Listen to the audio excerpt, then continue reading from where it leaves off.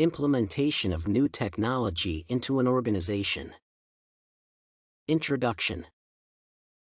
The rapid development of technology has created new opportunities in many spheres of day-to-day life.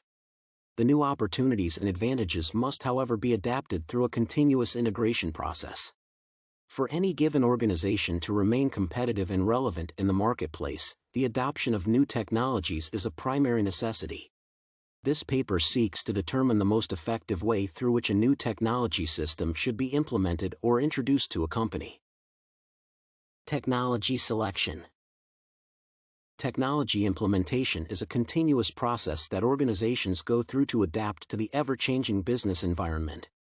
Effective assessment often guides the planners in laying down the objectives, strategies, and priorities of the implementation process. The need for change arises from ineffective processes and systems. In various industries such as manufacturing and service, new technology can lead to product and process improvements that produce tangible market advantages.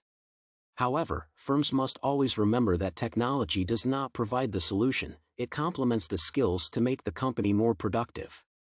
A proper needs evaluation should always be conducted before any technological implementation. This is because technological change can lead to more problems than solutions.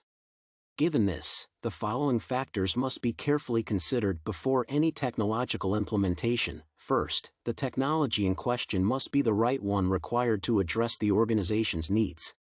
Is this the right technology for your needs? After answering this question, the organization must be aware of the training it will provide to the users and whether that kind of training is feasible. Then the adaptability and versatility of the employees must be assessed because it is useless to install new technology that employees won't be able to use. After ascertaining that indeed the new technology is the most appropriate for the organization's needs, a second step in the implementation process is initiated. However, the company must be able to raise the required finances to fund the selected technological change. Implementation is an important step and is about using effective management practices to apply the technology. Implementation of the selected technology. The implementation process must take note of the anticipated changes in cognition and interpersonal relationships between the workers. New technologies often lead to changes in the existing routines and thus may affect the company's culture. For instance, in a study conducted on 2 hospitals implementing CT scanners, the results showed that interpersonal scripts governing the interaction between physicians and technicians were altered in one and not the other. The actual implementation process should be conducted by a project team. The project team should be composed of the users and representatives from the departments that will be affected by the technological change. Among other duties, the team should develop and facilitate the adoption of an efficient communication strategy. For instance, if a supply company needs to embrace new technology, then representatives will be drawn from information technology, billing, central supply, and other key departments.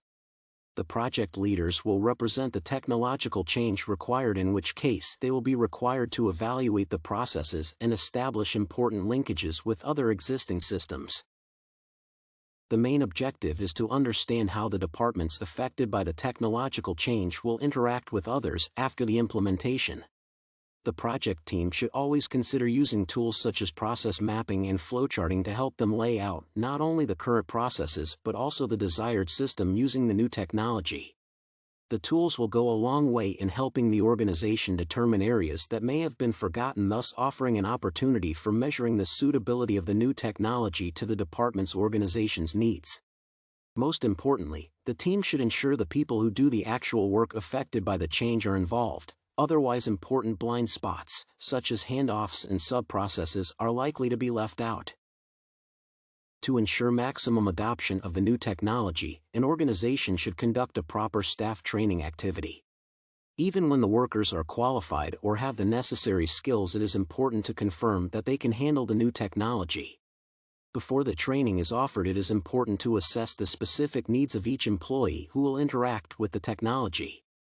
The best way to do this is to conduct an individual assessment using interviews or surveys, after which the employees are grouped according to their reported capabilities and needs and trained appropriately. Those who are confident with the new technologies should be trained first to help those who are less confident or may require continuous support to adapt to the new technological conditions. Adoption of technological change is an activity that mainly involves the technical staff. However, the non-technical staff needs to be aware of what goes on. For instance, in case of emergencies, every worker in an organization should be able to know what to do. The training for the non-technical staff is usually less intensive, it is more of a precautionary exercise. Project plans should be shared between the technical and the non-technical staff since an organization always works as a team and every member should be aware of what is going on even though their actual involvement may be limited. Both staffs should be well informed of the implementation plans. This is due to the fact that such plans may affect the organization's day-to-day activities, and, in some instances, the non-technical staff may be required to step in for the technical staff when the latter are away for training. As for the training plans, sharing between the technical and the non-technical staff is not often indicated as these two groups require completely different training needs. Technical support for new technology requires a strategy that usually addresses three key areas: standardization, centralization, or documentation. The non-technical staff may be involved in the centralization and documentation areas, and the relevant strategy formulation affecting these areas should be provided to them. After implementing the technological change program, a continuous evaluation should be conducted to determine the success rate. Evaluations can be done through simple observations, interviews, and even informal meetings to assess what the workers have learned from the new technology.